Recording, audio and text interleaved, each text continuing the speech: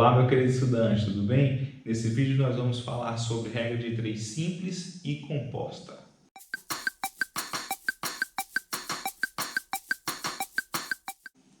Bom, mas antes de falar de regra de 3 simples e composta, eu preciso determinar, ou melhor, definir o que seria duas grandezas diretamente ou inversamente proporcionais.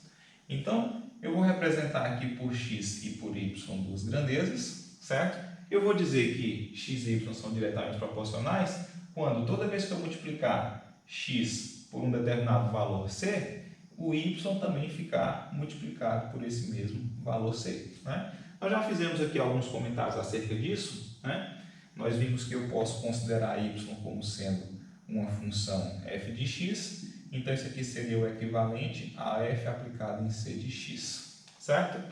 Consequentemente, né, se isso aqui valer para todo x e para todo c pertencente aos reais, a gente diz então que y e c são diretamente proporcionais. Se além disso eu definir como a imagem de x, né, ou melhor, a imagem de x igual a 1, né, o nosso y de 1, a gente chega, né, por meio de substituir aqui nessa igualdade, a gente chega à conclusão que c vezes a, né, c vezes a é igual a f de c vezes 1, né, que eu estou tomando x igual a 1, então f de 1 é o y de 1, que eu substituindo aqui fica a. A conclusão que a gente chega é que f de c é igual a c para todo c pertencente aos reais, ou seja, que a função, né, que é a função f de x, que é correspondente à minha variável y, ela é uma função afim, né? Na verdade, ela é uma função linear, porque o coeficiente, né, b é igual a zero, e essa função f, determinada por essa expressão, ela é chamada função de proporcionalidade, certo? No caso aqui, como a proporção é direta, então é uma função, né, de proporcionalidade direta, ok? Então, função de proporcionalidade. Bom, muito bem, isso nós já tínhamos visto, né? Proporcionalidade. Isso nós já tínhamos visto. Bom, o que acontece? Acontece que também a gente pode ter uma relação entre essas duas variáveis inversa. O que seria isso? Quando é que duas grandezas são inversamente proporcionais? Duas grandezas são inversamente proporcionais quando a gente, ao invés de multiplicando o x por uma constante c, ao invés do y ficar multiplicado, né, do y, que é um f de x, ficar multiplicado por c, na verdade ele fica dividido. Ele fica dividido por c. Né? Então isso seria o seu fc de x. Ok? Então se você faz aqui um raciocínio parecido, se você chama de a o f de 1, né, e você aplica aqui no x igual a 1, você conclui que a sobre c é igual a f de c para todo c pertencente aos reais. Ou seja, a função de proporcionalidade aqui, ela não é uma função linear, ela não é sequer uma função afim, né? Justamente porque a variável está aqui no denominador. Então, qual que vai ser a nossa, qual que é o nosso procedimento para a gente lidar com grandezas que são inversamente proporcionais? Bom, quando eu estou trabalhando com grandezas inversamente proporcionais, o que eu faço é introduzir, então, uma outra grandeza, né? Uma grandeza que eu vou chamar de z, que vai ser uma função de x, que eu vou chamar aqui de g, certo? Que nada mais é do que o inverso da função f de x. Ou seja, a minha variável z nada mais é do que o inverso da minha variável y. Ok?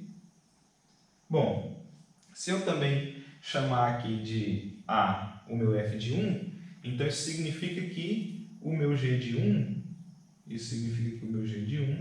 vai ser igual a 1 sobre f de 1, que é 1 sobre a, certo? Então o meu z de 1 ele é 1 sobre a.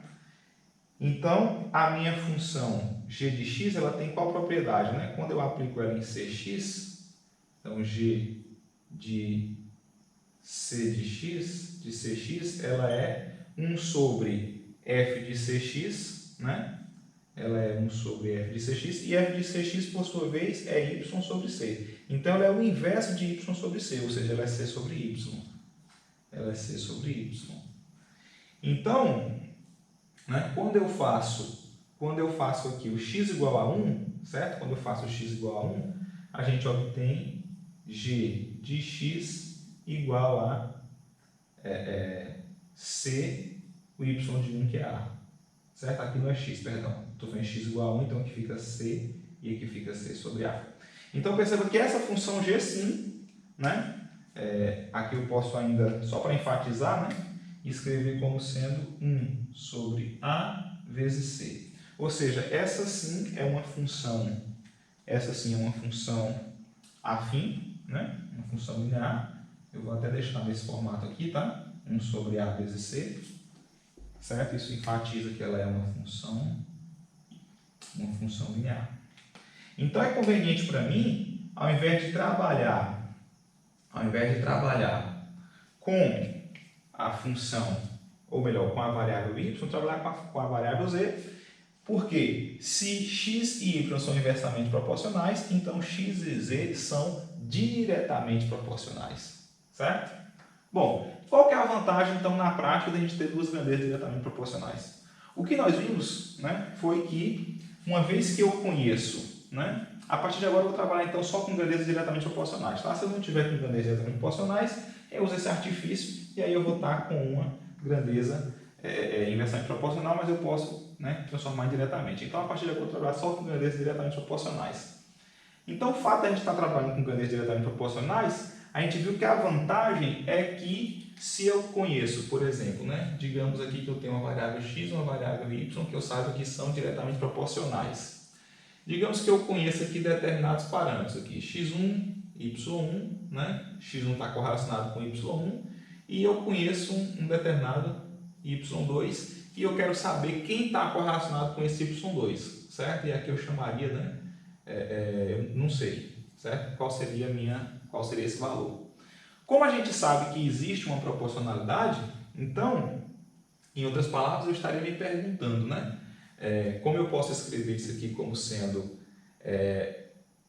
um determinado A que eu não conheço, né? Vezes x1, isso aqui seria o mesmo A vezes um valor que eu não conheço aqui, né? Vamos chamar de x, né? Certo? Vamos chamar aqui de x, que é que eu quero descobrir. Aqui seria um x, certo? Então, por meio dessas igualdades aqui, o que a gente percebe? A gente percebe que se eu multiplicar, por exemplo, y vezes ax, então eu vou ter ax, né? y1 vezes ax igual a y2 vezes ax1.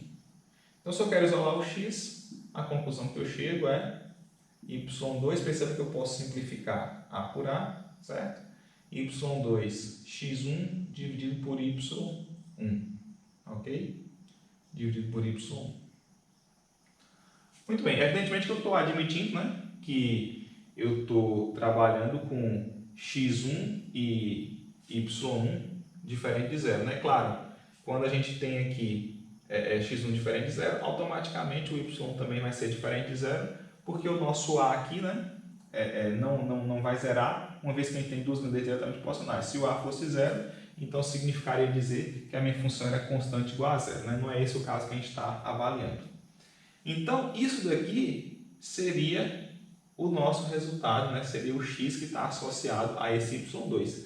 Perceba que isso aqui nada mais é do que eu fazer o produto de meios por extremos. Ou seja, esse raciocínio que a gente conduz por meio de função linear, conduz ao que a gente conhece por regra de 3 simples, onde eu tenho aqui duas grandezas diretamente proporcionais, certo? E aí a vantagem disso, né, de você utilizar a regra de 3 simples, é que você não precisa conhecer o valor de A, uma vez que ele aqui, né, vai ser cancelado, não importa para nós, certo? Então você pode encontrar diretamente esse quarto valor aqui que você não conhece a partir de 3 conhecidos, por isso que chama regra de 3, né? E ela é simples porque só tem duas variáveis correlacionadas.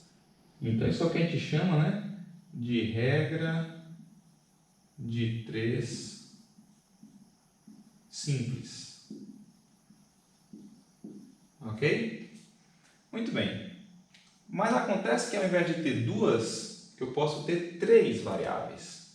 Então, aqui eu tenho uma variável x, uma variável y e uma variável z. Eu vou supor que x e y são diretamente proporcionais e x e z são diretamente proporcionais, certo? Eu poderia ter uma diretamente, outra inversamente proporcional, não tem problema, mas eu uso esse mesmo raciocínio aqui para obter tanto y como z diretamente proporcionais a x, certo? Então aqui eu poderia ter uma certa informação, né? x1, y1, z1, certo? Esses dados aqui estariam correlacionados, um y2, um z2 e um x que eu quisesse descobrir. Então qual que é a maneira, né, de chegar nesse resultado? Bom, na prática o que a gente faz é meio que aplicar uma regra de 3 simples 2 vezes, né? Eu uso a proporcionalidade direta entre x e z e eu uso a proporcionalidade direta entre x e y. No entanto, eu vou fazer aqui uma manipulação algébrica para a gente chegar no resultado de maneira mais simples. A gente vai determinar um critério para chegar nesse resultado de maneira bem simples, certo? Qual vai ser? Bom, primeiro eu vou observar que se eu multiplico, né, essa linha aqui, ou melhor, essa linha não, se eu multiplico a coluna z e a coluna x por um valor, como elas, ou melhor, se eu multiplicar a coluna z por um valor, como a coluna x ela é diretamente proporcional ao z, então a coluna x fica multiplicada pelo mesmo valor, certo? Então aqui eu vou multiplicar por z1 dividido por z2. Então aqui fica z2 vezes z1 dividido por z2, certo? Então aqui ficaria x vezes z1 dividido por z2. E o y permanece. Por que o y permanece? Porque o x ele é diretamente proporcional tanto ao y quanto ao z. Então, se eu multiplicasse aqui o y também pelo mesmo valor, então na realidade o x ficaria multiplicado pelo quadrado desse valor. Então, assumindo o y constante, né, mantendo o y constante, se eu multiplico o valor aqui de z por uma constante, esse valor de x fica multiplicado por essa mesma constante, certo? Mantendo aqui o y2 constante. Então, perceba que eu posso simplificar aqui, né, o z2 com o z2. Então, aqui ficou z1. Agora, eu vou olhar para essas duas aqui, tá? Para essa e para essa.